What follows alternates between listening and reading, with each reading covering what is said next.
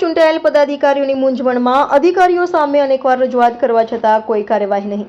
ભાજપના corporator Narendra પાંડવની commissioner સમક્ષ માંગ. કતારગામ ઝોનના ભ્રષ્ટ અધિકારીઓને સસ્પેન્ડ કરવા માંગ. નરેન્દ્ર પાંડવ પાલિકા કમિશનર ઓફિસ પહોંચ્યા. પોલીસ કમિશનરને પુરાવા સાથે રજૂઆત કરી. કતારગામ ઝોનમાં ગેરકાયદેસર બાંધકામનો રાપડો હોવાની ફરિયાદ. અધિકારીઓ લાંચ લઈ બાંધકામો કરાવે છે. ભાજપ કોર્પોરેટર. આ બાંધકામમાં અધિકારીઓ મલાઈ ખાય છે તેવો આરોપ.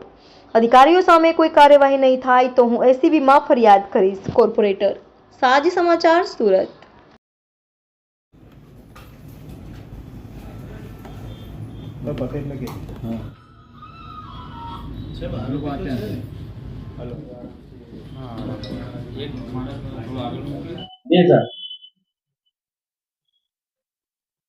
आप लोग जानो છો તેમ સુરત શહેરમાં નો ડ્રગ્સ ઇન સુરત સિટી એક અભિયાન ચાલી રહ્યું છે.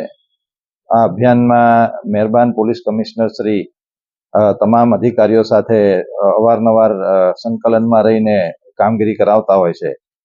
રાજ્ય કક્ષાના ગૃહમંત્રી શ્રી પણ આ અભિયાનની અંદર અંગત રસ લઈને કામગીરી કરાવતા હોય છે.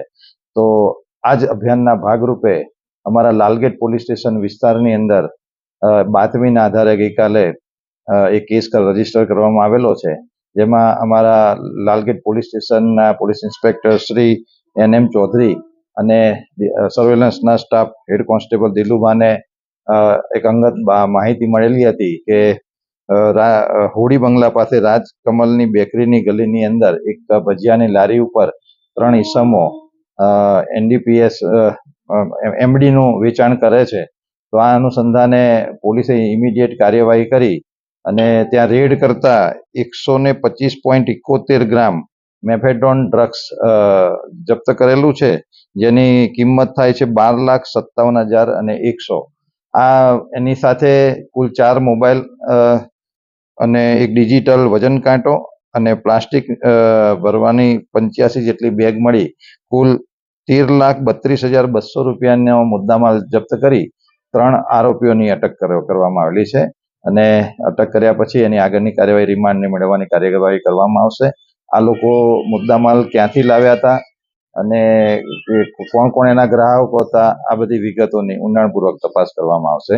આરોપીની અંદર એક મોઇનુદ્દીન સલાઉદ્દીન અંસારી, જે સૈયદપુરા લાલગેટનો રહેવાસી છે. રાશિદ જમાલ ઉર્ફે બનારસી ઉસ્માન ગની અંસારી, જે ફૂલવાડી ભરી માતા વિસ્તારનો રહેવાસી છે.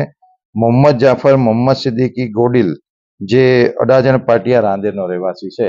ત્રણેયને અટક કરવામાં આવીને આગળની કાર્યવાહી લાલગેટ પોલીસ સ્ટેશન કરી રહી છે.